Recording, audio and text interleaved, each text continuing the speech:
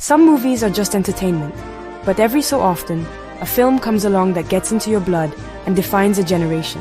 Today we're talking about a phenomenon. You know, the call signs, the music, the lines. But there's a deeper story behind the legend.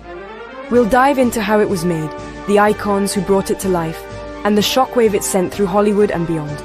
This isn't just a retrospective, it's a debrief on greatness. Strap in and get ready for G-Force. Decades Later isn't just a classic, it's an immortal piece of cinema that continues to inspire. Let's begin. Every legend has an origin, for it started with a magazine article by Ehud Yoneh offering a rare look inside the Navy fighter weapons school. Producers Don Simpson and Jerry Bruckheimer saw not just a story, but a feeling, speed, heroism, and rock and roll. They needed a director with vision, Tony Scott, a visual artist who could turn jets into characters and action into art. Scott wanted the audience to feel the heat of afterburners and the rumble of engines. The challenge film real jets at supersonic speeds and make it authentic. Working closely with the US Navy, they mounted cameras everywhere inside cockpits, on wings capturing the raw beauty of aerial combat. The script by Jim Cash and Jack Epps Jr. needed larger-than-life characters, conflict, friendship, romance, and a hero who flew by instinct, a maverick. Pre-production was a logistical feat, coordinating with the military, designing camera rigs for G-forces, and casting actors who could embody elite aviators. Authenticity was key. Every detail, from helmets to language, had to feel real. Tony Scott storyboarded every aerial sequence, chasing the perfect golden hour light and treating the aircraft carrier as a living, breathing character. This wasn't just a war movie, it was a ballet in the sky. The mission: create a film that thrilled and resonated emotionally, making every kid want to be a fighter pilot. The pieces fell into place. The engine was warming up, the runway was clear for takeoff, was about to be born. The vision was set, capture the intensity, the camaraderie, and the mythos of naval aviation. The team's uncompromising pursuit of spectacle and authenticity would set a new standard for action cinema. The world was about to experience a film like no other. The countdown had begun. The stakes were sky high, the mission unforgettable, the legacy inevitable, the throttle wide open, the sky the limit. The legend just beginning, the need for speed, undeniable, was ready for takeoff. A powerful machine is nothing without its pilot, and a film is nothing without its cast. For casting was everything. They needed actors who could become fighter pilots. Enter Tom Cruise as Maverick, a pilot haunted by legacy, flying with reckless abandon, yet deeply vulnerable. Cruise brought swagger and heart, making Maverick unforgettable. Maverick's anchor was Goose, played by Anthony Edwards, whose warmth and loyalty made their friendship the film's emotional core. Their chemistry made Goose's fate devastating. Maverick's rival Iceman, played by Val Kilmer, cool, disciplined, the perfect foil. Their clash was more than competition. It was instinct versus intellect. Kelly McGillis played Charlie, the brilliant instructor who challenged Maverick in and out of the classroom. Their romance added tension and depth. The supporting cast, Tom Skerritt as Viper, Michael Ironside as Jester, and others created a believable squadron, each with distinct personalities. The camaraderie and rivalry felt real, making the world of Top Gun immersive. The cast trained with real aviators, embracing authenticity. This commitment elevated beyond a simple action movie. You believed in these characters, cared about their triumphs and losses. The ensemble's dynamic made the film soar. Every actor brought something vital, creating a brotherhood that defined the film. The casting was a masterstroke. The result? A film where every character mattered. The stakes felt personal, the drama real, the friendships unforgettable, the rivalries legendary, the romance electric, the loss heartbreaking, the triumph earned, the legacy enduring. CES cast made it iconic. On May 16, 1986, roared into theaters and changed cinema forever. From the first shot, jets at sunrise, danger zone blasting, audiences knew this was something new. Tony Scott's aerial cinematography put viewers in the cockpit, delivering a visceral, immersive experience. The visuals set a new standard for action filmmaking. The soundtrack was more than music. It was a character, amplifying every emotion. Songs like Danger Zone and Take My Breath Away became instant classics. Audiences were electrified, returning to theaters again and again. Critics, however, were divided.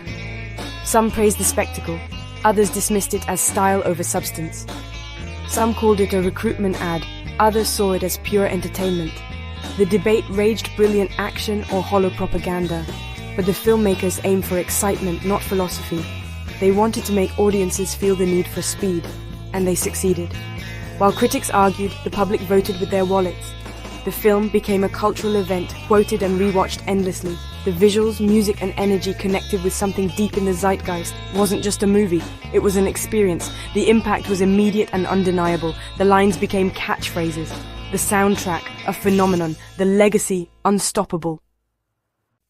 While critics debated, soared at the box office. It became the highest-grossing film of 1986, earning over $357 million worldwide. The film's success was a clear message. Audiences were hooked, became a cultural phenomenon. Everyone quoted the lines, wore aviators, and wanted that maverick swagger. Ray-Ban sales skyrocketed, bomber jackets became fashion staples, and military-inspired style went mainstream. The US Navy saw a massive surge in recruitment. Applications to become naval aviators spiked by up to 500%, made being a fighter pilot the coolest job on the planet. Tom Cruise became a global superstar, forever linked to Maverick. The film's influence spread across pop culture, referenced, parodied, and imitated everywhere. The Danger Zone montage became a template for action movies. The film's structure inspired countless stories, proved that spectacle and emotion could create a beloved classic. It showed the power of pure cinematic thrill. For 2 hours, audiences felt like they could touch the sky. The film defined not just a year, but a decade. Its impact was immeasurable. The box office numbers told only part of the story. The real story was its place in our hearts. It became more than a movie, it became a movement. The need for speed was everywhere. If the jets were the body of, the soundtrack was its soul. The music and film are inseparable, each amplifying the other. Producers wanted anthems, not filler, so they enlisted Harold Faltermeyer for the iconic Top Gun anthem and Kenny Loggins for Danger Zone. Danger Zone became the film's unofficial theme, pure adrenaline in song form. The romantic core Berlin's Take My Breath Away, a love ballad that defined the era and won an Oscar. The soundtrack topped charts, went multi-platinum, and became a phenomenon in its own right. Every track, from Mighty Wings to Playing with the Boys, fit perfectly, scoring unforgettable scenes. The album's success changed Hollywood, making soundtracks a vital part of blockbuster marketing. The Simpson-Bruckheimer model became the industry standard. The music took you from dogfights to romance, camaraderie to heroism. The soundtrack didn't just accompany the film, it elevated it. It became a multi-sensory experience. For many, the music was their entry point into the world of. The songs became timeless, just like the film. The soundtrack helped make unforgettable. Awards soon followed as box office triumph. The film earned 4 Oscar nominations, winning Best Original Song for Take My Breath Away. The Golden Globes also honored its music, cementing the soundtrack's legendary status. Over time, critics reappraised the film, recognizing Tony Scott's visionary direction and the film's influence on pop culture. What was once dismissed as style over substance became celebrated as a quintessential piece of 1980s cinema. The film's impact on fashion, music, and military recruitment became undeniable. Its patriotism, once controversial, was seen as a reflection of its era. The editing, pacing, and aerial sequences remained thrilling, even in the age of CGI. Performances by Cruise and Kilmer gained new appreciation. Time was kind to its energy, style, and emotion made it endure. The awards were just the beginning of its journey to cinematic immortality. Evolved from blockbuster to beloved classic, its legacy was now secure. A film's true legacy is its ability to endure. Decades later remains legendary, captivating new generations. In 2015, it was preserved in the National Film Registry, official recognition of its cultural significance. The spectacle never faded. IMAX re-releases brought the magic to new audiences. For years, fans wondered if a sequel could ever live up to the original. In 2022, soared into theaters, blending nostalgia with a fresh story and setting new standards for practical effects. Tom Cruise returned as Maverick, joined by a new generation of pilots. The sequel became a global phenomenon, earning over $1.4 billion in rave reviews. It honored the original while standing on its own, proving the story's timelessness. The two films now form a saga of friendship, sacrifice, and the relentless pursuit of excellence. His legacy is not just a great 80s movie. It's an ongoing story that continues to take our breath away. The pattern is never full. the need for speed lives on. From a magazine article to a cultural institution, captured the feeling of limitless possibility. It's about pushing the envelope, trusting your instincts, and the unbreakable bond between wingmen. The technology may change, but the heart and courage at the film's core are timeless. As legacy is written in the sky and in the hearts of millions, it's more than a classic. It's part of who we are. What are your favorite moments? Let us know in the comments. Fly safe.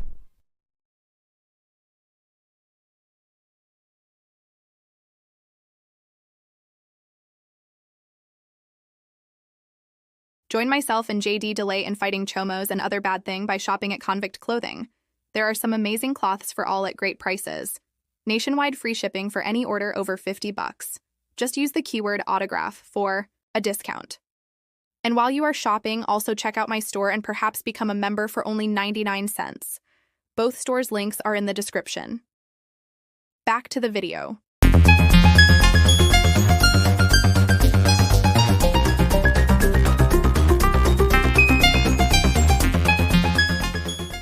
Hello, Autograph Fisherman here, and I have another profile video.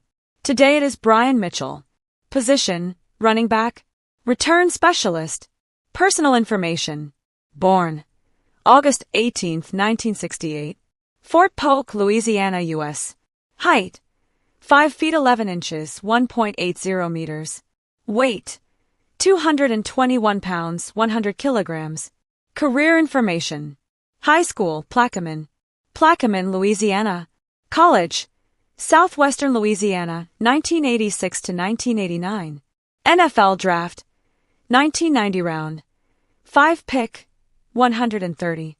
Career history, Washington Redskins, 1990 to 1999. Philadelphia Eagles, 2000 to 2002. New York Giants, 2003. Career highlights and awards. Super Bowl champion XXVI. First Team All-Pro, 1995.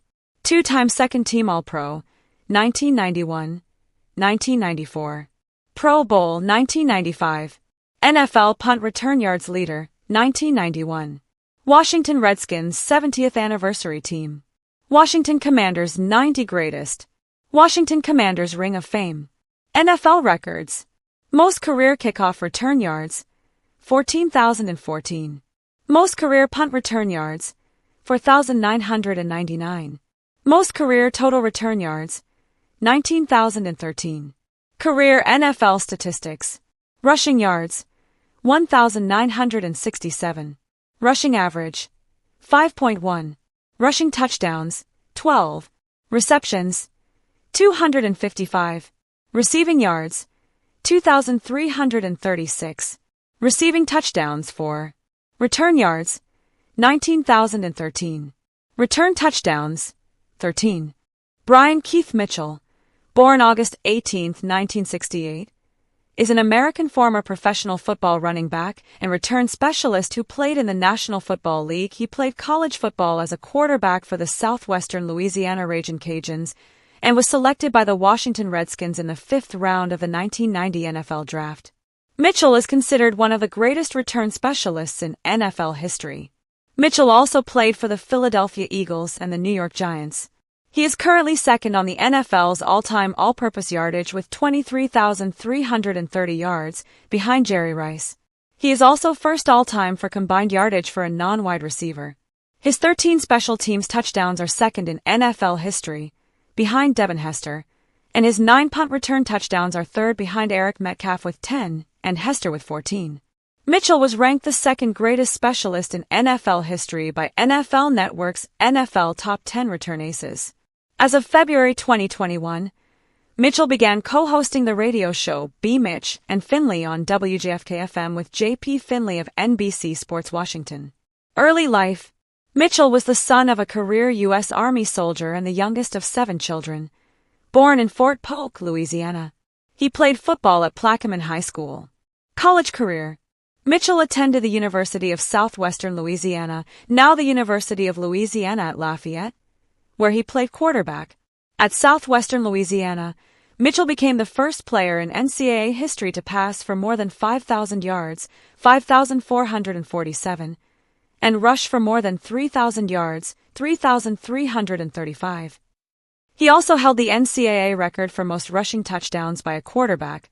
As a senior, he rushed for 1,311 yards and passed for 1,966 yards while accounting for 25 touchdowns, 6 passing, 19 rushing. Yet, in his college career, he never returned a punt or a kickoff. Washington Redskins. As a rookie, Mitchell started off his career by returning the opening kickoff of the Redskins' first preseason game for a touchdown.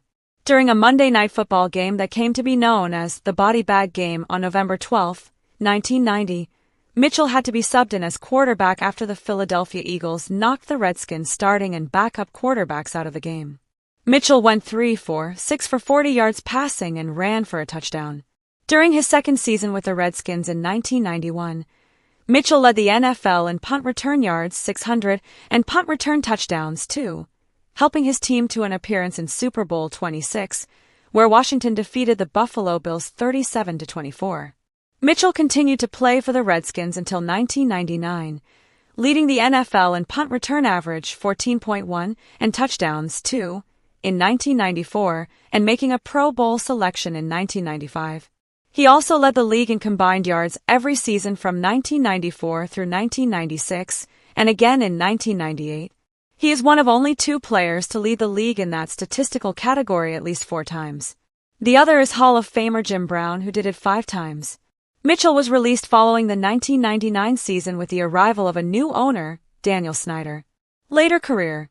Mitchell signed with the Philadelphia Eagles in 2000 and played for them until 2002. Despite only playing with the team for 3 years, Mitchell left as the franchise's all-time leader in punt return yards and retains this record to this day. In 2002, Mitchell was one of only 2 players to be ranked in the top 7 in both kickoff returns and punt returns, the other being Michael Lewis of the New Orleans Saints.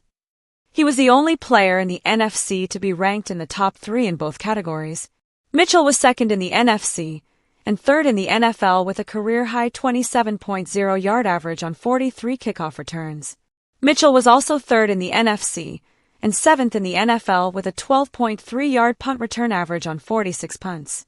He returned a punt 76 yards for a touchdown against the San Francisco 49ers on November 25. It was Mitchell's 13th career kick return for a touchdown, breaking a tie with Eric Metcalf and ranking Mitchell first in the record book.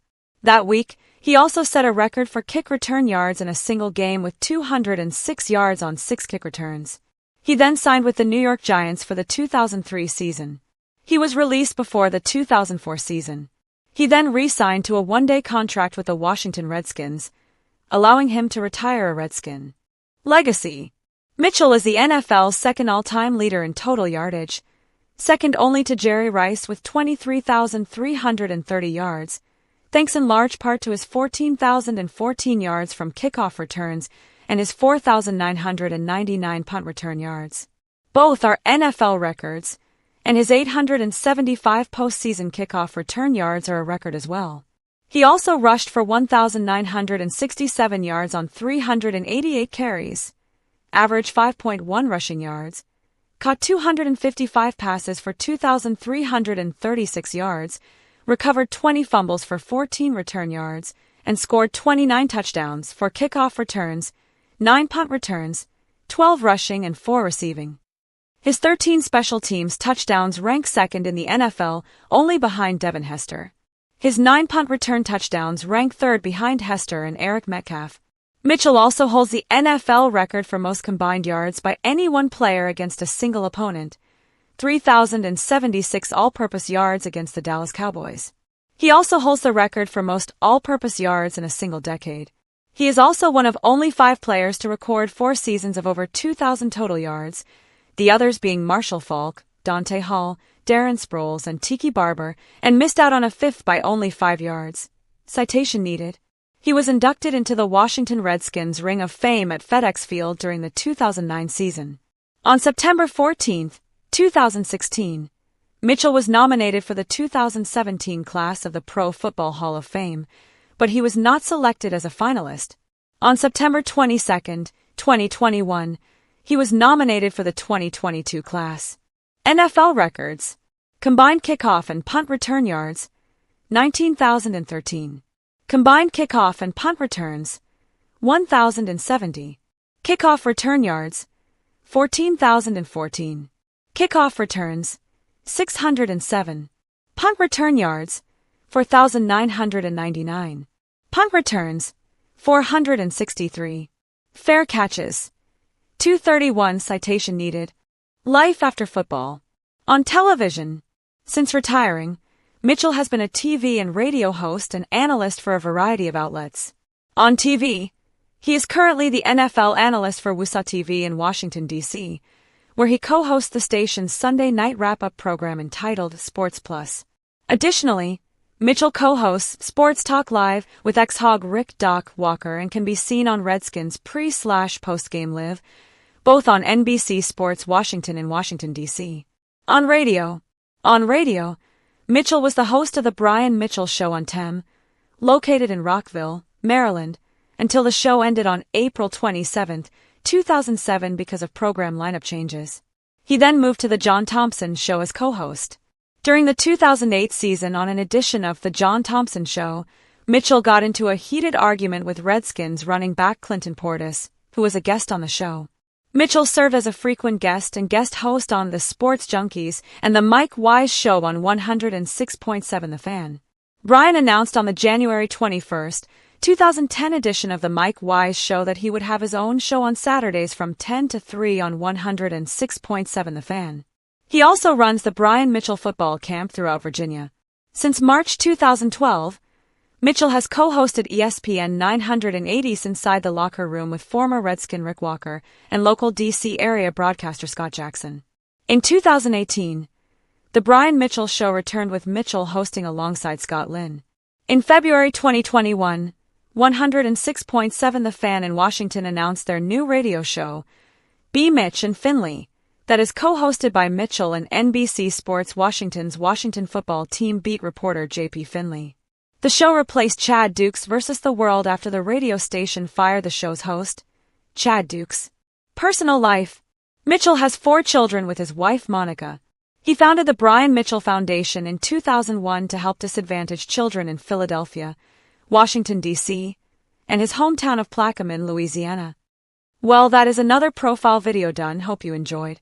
If you have any thoughts about Brian Mitchell, let me know in the comments. I would like to hear them. Well, like, share, and subscribe. As always, until next time, keep on collecting.